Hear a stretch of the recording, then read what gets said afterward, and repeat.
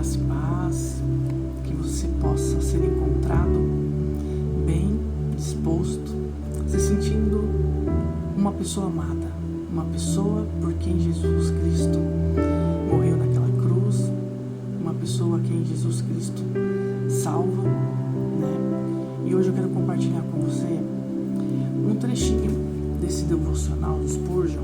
Não sei se vocês conhecem, né? Manhã e Noite com Spurgeon. Eu gosto muito dessa literatura porque é profunda, né? É uma literatura que me leva a uma reflexão e também uma linguagem muito clássica e inteligente, né? A gente está falando do príncipe dos pregadores. E o que eu quero compartilhar hoje, nessa manhã, dia 2 de maio, é o seguinte: não peço que os tires do mundo. João 17,15. Jesus aqui numa oração, ele clama ao Pai. E ele diz que, Pai, eu não peço que o Senhor tire seus filhos do mundo. E Spurgeon diz assim: a volta para casa, para estar com Jesus, é um evento doce e abençoado que ocorrerá com todos os cristãos no tempo de Deus. Em mais alguns anos, os soldados do Senhor, que estão agora lutando o bom combate da fé, terão terminado o conflito e entrado no júbilo do seu Senhor. Contudo, embora Cristo ore para que o seu povo possa um dia estar com Ele, não pede para que sejamos retirados logo deste mundo e levados para o céu. Ele deseja que fiquemos aqui. Ainda assim, frequentemente, o peregrino cansado, às vezes ora a Deus pedindo para morrer. Nos momentos difíceis, nos momentos de aflição, nos momentos onde parece que nos falta força.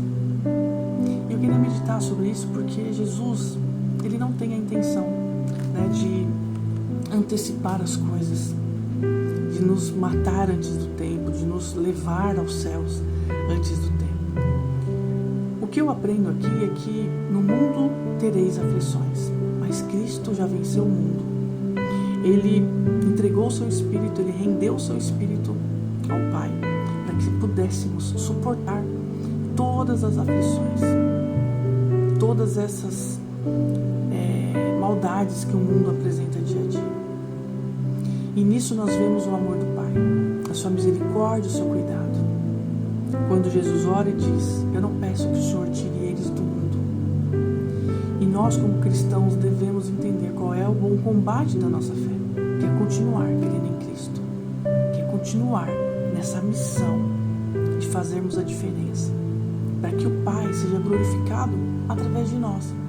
Que as pessoas, ao olharem para nós, elas possam ver Cristo, elas possam ver a humildade, o amor, a fraternidade, a religião piedosa, né? Que as pessoas, elas compreendam que, ainda que estejamos aqui nesse mundo, Deus tem um propósito, e é esse propósito que deve motivar os nossos corações.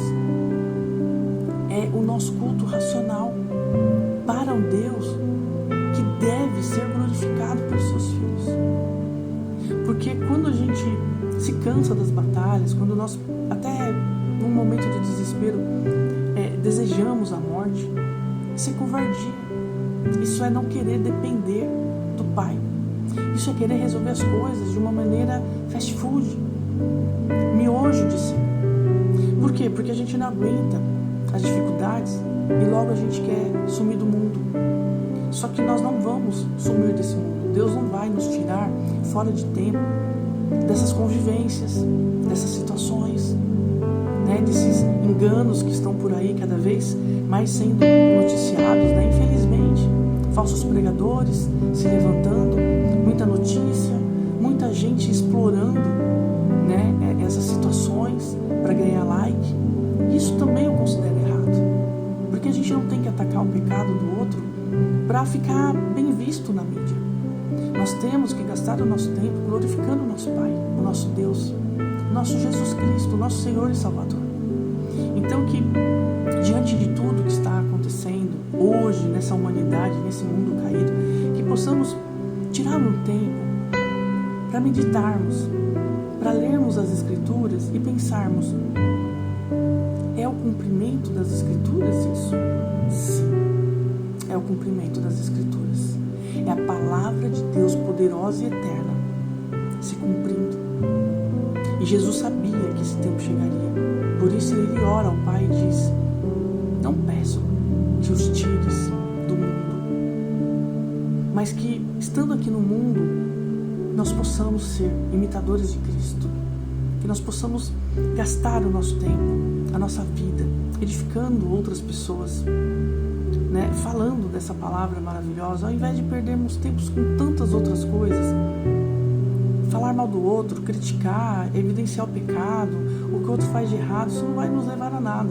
Eu sei que eu sou muito crítica e eu peco muito nisso também, mas eu peço pela misericórdia de Deus que jamais permita que um dia eu dê play na tela do meu celular para falar contra, seja lá quem for. Nós não devemos nos levantar para falar mal de pessoas, porque assim como disse Paulo na carta aos Efésios, ele diz que a nossa luta não é contra a carne, não é contra o sangue, não é contra pessoas humanas. A nossa luta é uma luta na região celestial, contra principados, contra potestades, contra dominadores desse mundo. E nós precisamos estar atentos, porque senão a gente vai acabar achando que falar mal do falso profeta é fazer missão. A gente vai acabar se envolvendo em erros de criticar a teologia das pessoas, achando que está fazendo a obra de Deus. Só que Jesus não mandou a gente parar para criticar ninguém.